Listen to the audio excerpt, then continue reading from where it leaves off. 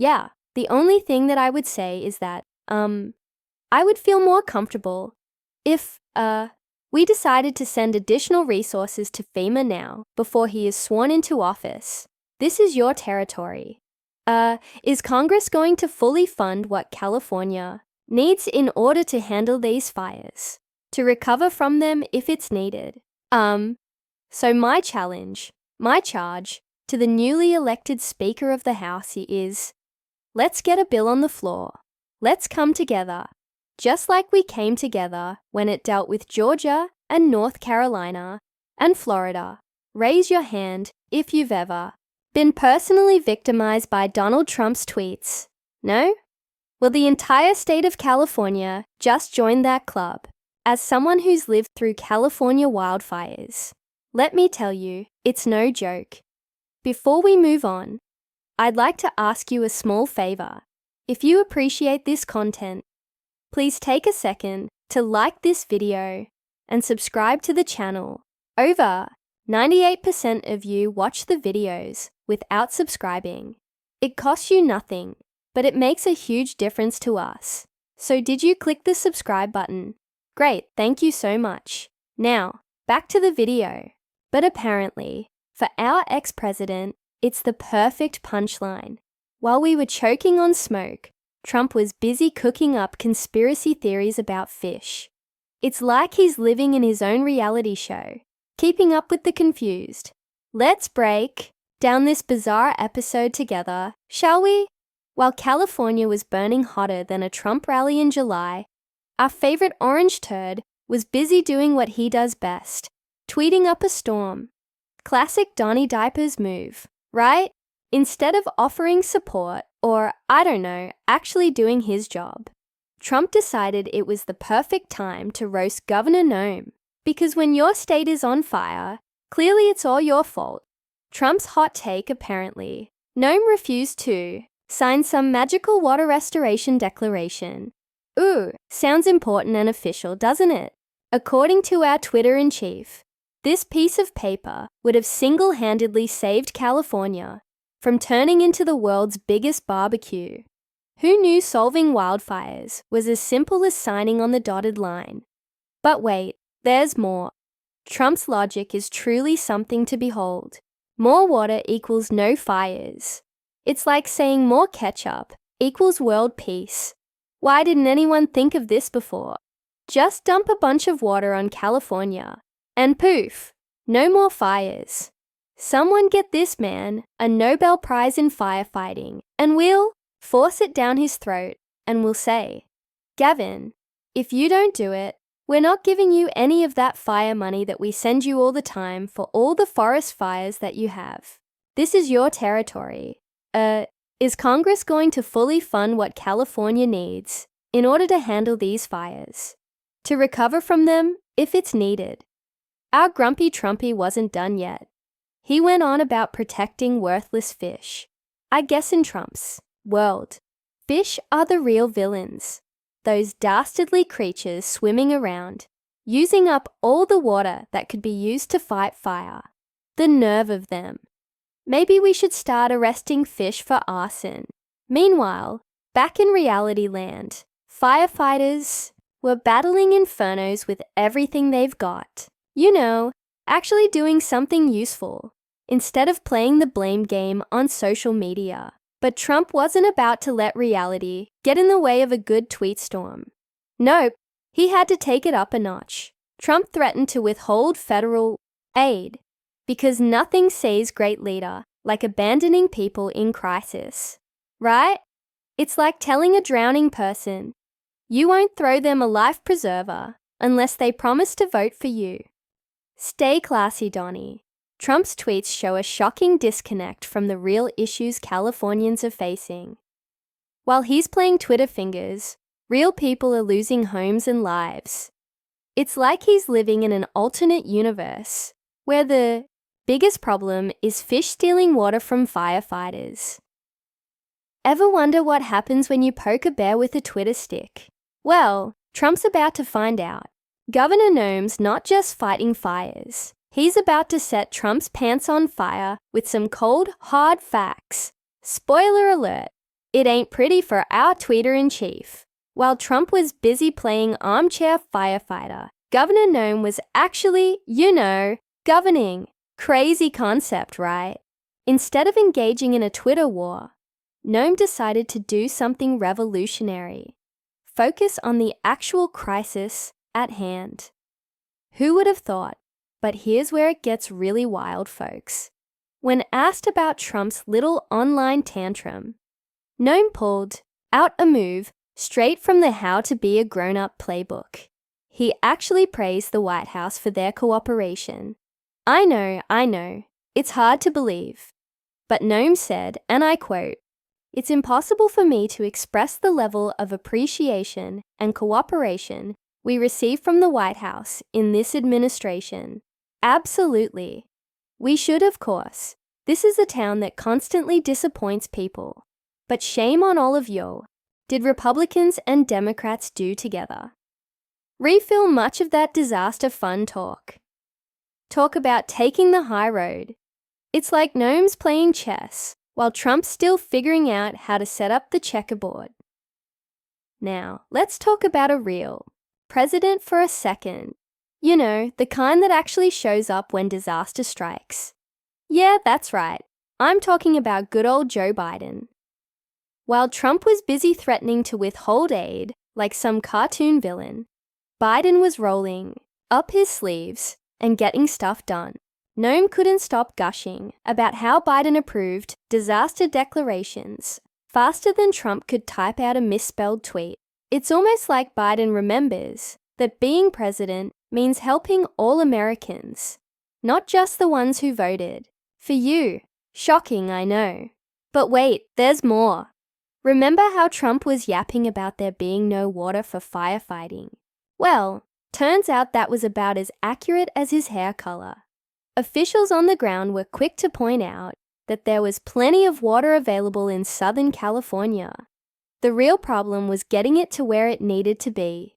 It's almost like firefighting is more complicated than turning on a garden hose. Who knew?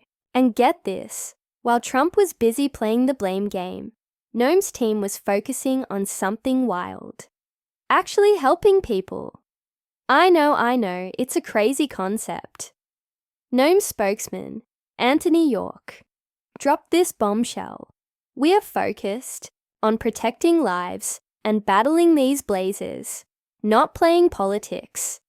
Can you believe it?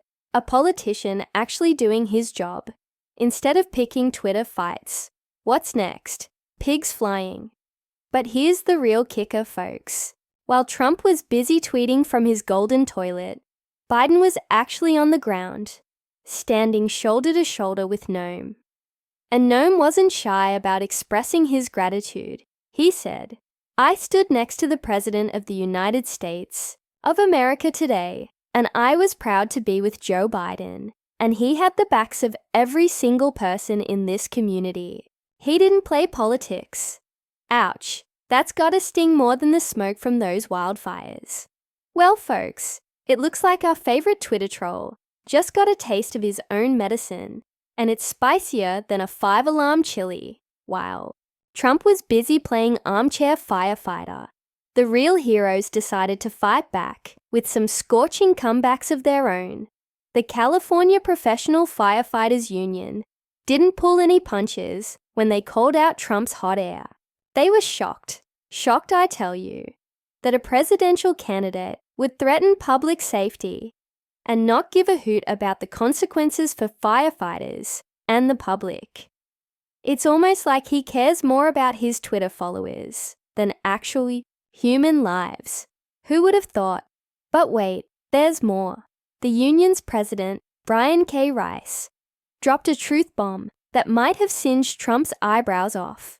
He had the audacity to suggest that fighting fires is actually really hard and complex. I know, it's a wild concept. Here we were thinking all you needed was a garden hose and a can-do attitude. Turns out there's a bit more to it than Trump's simplistic water management solutions.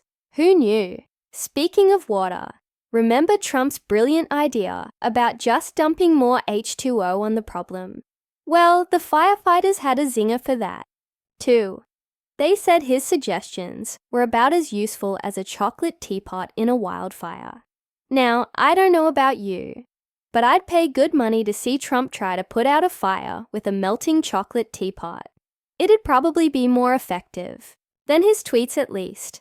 But let's get serious for a hot second. I mean, we spent historic amounts of money on Puerto Rico. Let me just play what President Trump said. This was just in October, about actually fires in California. So my charge to the newly elected Speaker of the House is let's get a bill on the floor. Let's come together just like we came together when it dealt with Georgia and North Carolina and Florida.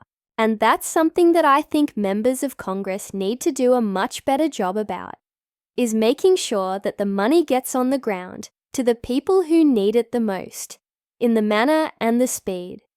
While Trump was busy spouting nonsense, these brave men and women were out there battling almost 20 fires across California. That's right, 20 fires. And they weren't doing it for the gram or to boost their poll numbers. They were risking their lives to save others. Equipment be damned. And speaking of equipment, the union had some choice words about Trump's threats to withhold federal aid. Turns out, when you're running into a burning building, you kind of need the right gear. Who would have guessed? It's almost like adequate equipment and support are crucial during a wildfire crisis. But hey, what do these professionals know? They're only the ones actually doing the job. The firefighters' response really drives home how dangerous. Trump's disaster response. Greatest hit spoiler alert. It's about as successful as his attempts at looking natural in a tanning bed. Remember Hurricane Maria in Puerto Rico?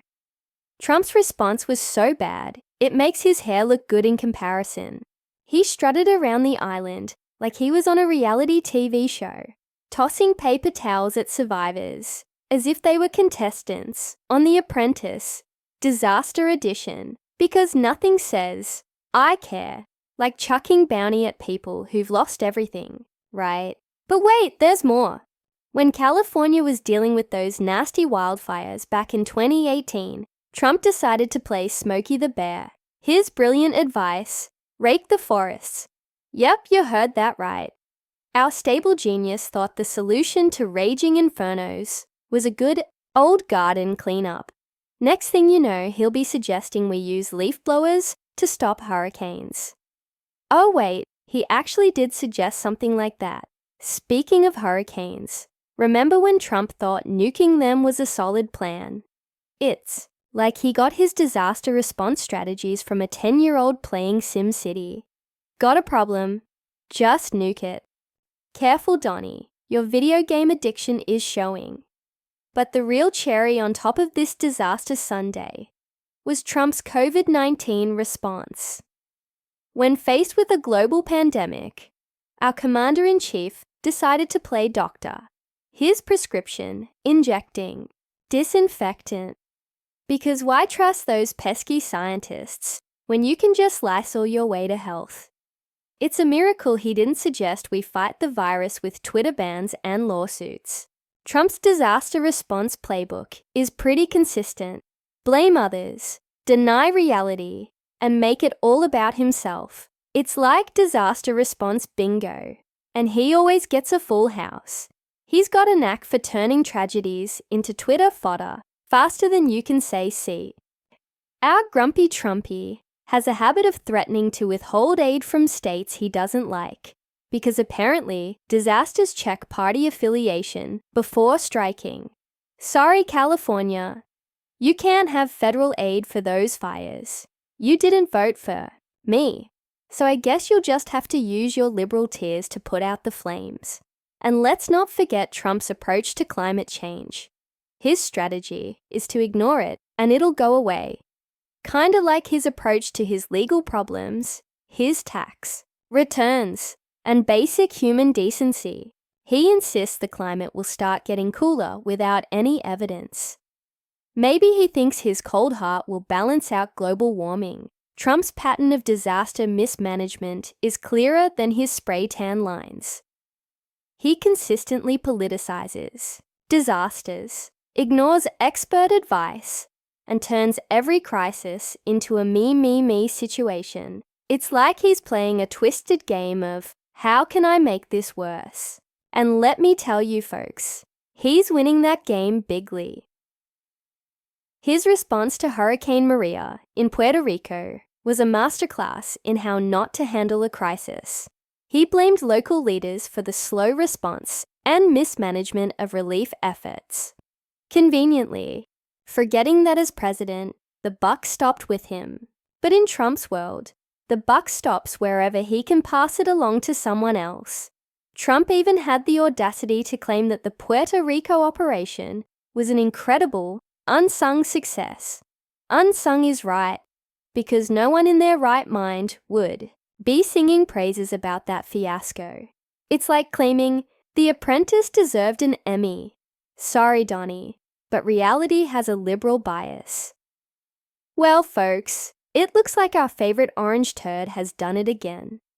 Trump's response to the LA fires is just another steaming pile in his mountain of disaster mismanagement, while California's brave firefighters are battling blazes. Donnie Diapers is busy tweeting nonsense about fish and water. Talk about priorities. But here's the kicker. Experts are saying Trump's political games could actually hurt the firefighting efforts. Brian K. Rice, the big cheese at California professional firefighters, called Trump's threats to withhold aid shocking. Imagine that. Presidential candidate who doesn't give a hoot about public safety or the consequences for firefighters. It's like he's trying to fight fire with gasoline-soaked tweets. Remember, folks, in disasters, we need leaders who fight fires, not start Twitter wars. So next time you're at the ballot box, think about whether you want a president who actually cares about saving lives, or one who's too busy roasting California while it burns. Choose wisely, or we might all end up feeling the heat